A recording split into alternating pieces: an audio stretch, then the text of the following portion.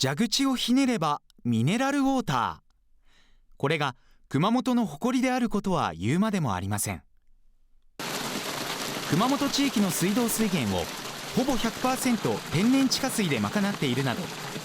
熊本は世界でも希少な水の国。 TSMC 進出の要因の一つは熊本の豊富な地下水に目をつけたことだと言われています。 TSMC 熊本工場の地下水の採取量は年間310万トン。熊本地域で1年間に使われる水の 2% ほどに上ります。先日発表された第2工場の投資額が第1工場の倍程度であることを考えると、地下水の採取量はさらに多くなることが予想される中、熊本の地下水は枯渇しないのでしょうか。枯渇するってことはないと思いますね。熊本大学の名誉教授で地下水文学が専門の島田淳さんは、枯渇の心配はないと語ります。資源量がものすごく多いってことなんですよね。最近県が再計算した結果だと琵琶湖の 3. 点何倍って数字が出てる。汲んでる量に対して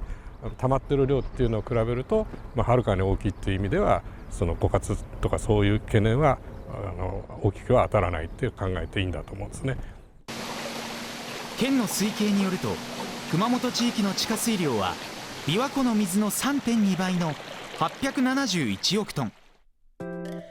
そのうち1億6000万トンほどを毎年汲み上げていますが、ここに TSMC の310万トン、さらに TSMC 第2工場や関連企業の進出が進んでも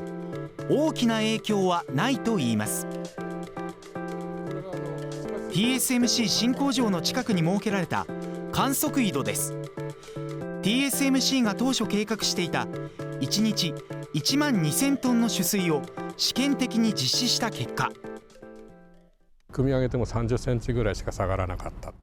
この地域はだいたい地下水の環容域なんで、年間に5メーターから10メーターぐらい水位変動するんですよ。でそれに比べると30センチっていうのは多分一雨降ると数十センチ動くような地域なので、そういう意味ではそんなに大きな数字ではないと思います。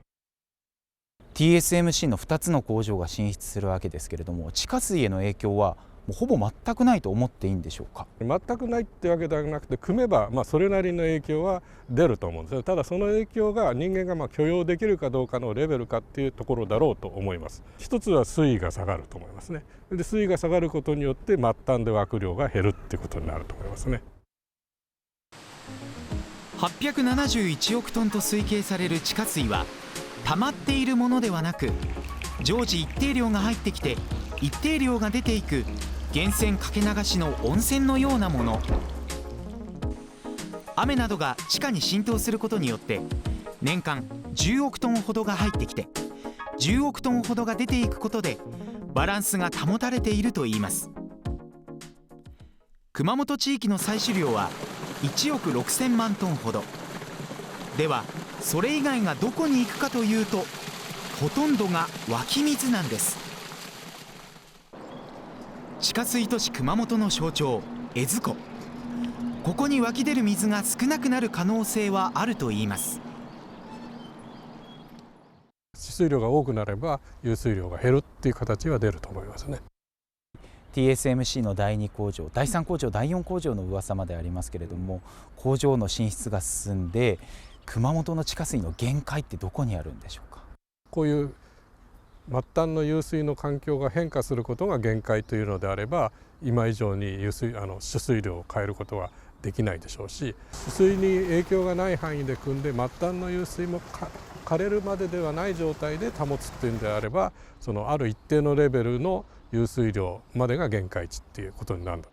地域の住民と地下水のユーザーが話し合いながら、ここを限界とするっていうのを決めた上で使い方を考えていくっていう、そういう流れだろうと思いますけどね。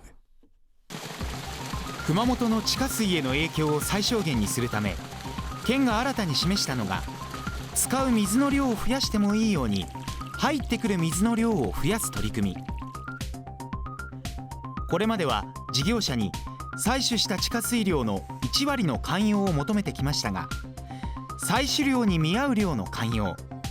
つまり採取した分だけそのまま涵養するルールに改めました。しかし島田名誉教授にはある懸念があります。